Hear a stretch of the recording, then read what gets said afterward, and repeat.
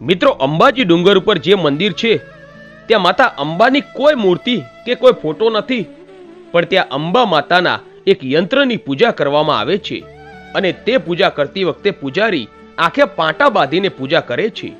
તો કેમ પાટા બાંધીને યંત્રની પૂજા કરવામાં આવે છે? તો આવો જાણીએ આ અંબાજી મંદિરનો રોચક ઇતિહાસ. કહેવામાં આવે છે કે આ પૃથ્વી ઉપર મૂર્તિની પૂજા કરવાની પરંપરા ચાલુ થઈ ન હતી એ પહેલાનું આ મંદિર છે. અંબાજી મંદિરના ઇતિહાસની વાત કરીએ તો 51 શક્તિપીઠોમાં આ મંદિર એક વિશેષ મહત્વ ધરાવે છે. કહેવામાં આવે છે કે અહીંયા માતા સતીનું હૃદય પડ્યું હતું.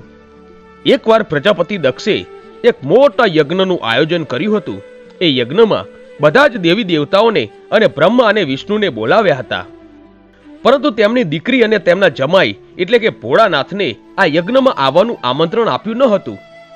જ્યારે આ વાતની જાણ માતા સતીને થઈ, મારા પિતાએ એક મોટા યજ્ઞનું આયોજન કર્યું છે અને બધાને બોલાવ્યા, પરંતુ મારા પતિદેવને બોલાવ્યા નથી, તો એમને રીસ ચડી અને ભગવાન શંકરના ના પાડવા છતાં તેઓ તેમના પિતાને ઘરે ગયા અને ગુસ્સામાં પોતાના પતિનું અપમાન સહન ન થતા એમને યજ્ઞ કુંડમાં પોતાને હોમી દઈ પોતાનો પ્રાણ આપી દીધો હતો.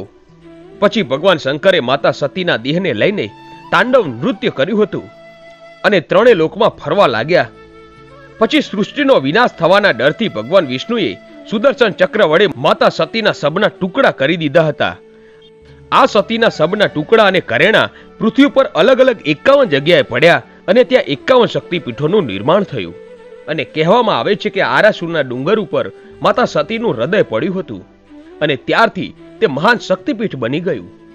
આ મંદિરમાં અંબા માતાની કોઈ મૂર્તિ કે કોઈ ફોટો નથી, પરંતુ આ ડુંગર ઉપર આવેલા અંબાજી મંદિરમાં એક વિશાળ યંત્રની પૂજા કરવામાં આવે છે.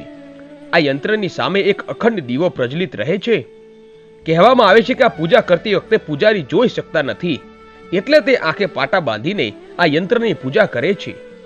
દર મહિનાની 8મના દિવસે આ યંત્રની પૂજા કરવામાં આવે છે. આ યંત્રનો ફોટો પાડવાની પણ સખ્ત મનાઈ છે. કહેવાય છે કે ભગવાન શ્રી કૃષ્ણનું મુંડન આ આરાસુરી અંબાના ડુંગર ઉપર કરવામાં આવ્યું હતું. ભગવાન શ્રી કૃષ્ણના માથાના વાળ ઉતારવાની વિધિ આરાસુરમાં આ અંબામાના સ્થાને થઈ હતી. એ સમયે નંદ રાજાએ અને યશોદાએ માતાજીના સ્થાનકે જવેરા વાવ્યા હતા અને 7 દિવસ સુધી અંબાજી રહ્યા હતા. આજે પણ એ સ્થળ ગબ્બર પર્વત પર જોવા મળે છે. ગુજરાતથી ઉત્તર દિશામાં રાજસ્થાનની સરહદ પાસે અરવલ્લીના પહાડોની વચ્ચે આવેલું અંબાજી મંદિર એક મશહૂર યાત્રાધામ ગણાય છે. પુરાણોમાં લખ્યું છે કે અહીંયા અંબિકા વન હતું. અહીં એક પથ્થર પર માતાના પગના નિશાન બનાવવામાં આવ્યા છે.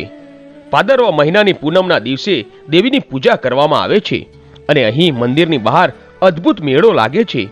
મોટી સંખ્યામાં ભક્તો અહીં ઉમટી પડે છે. ભાદરવી પૂનમના દિવસે લોકો દૂર દૂરથી પગપાળા આવે છે અને અંબામાના દર્શન કરી ધન્યતા અનુભવે છે. આ દિવસે અંબાજી નગરને દિવાળીની જેમ રોશનીથી શણગારવામાં આવે છે.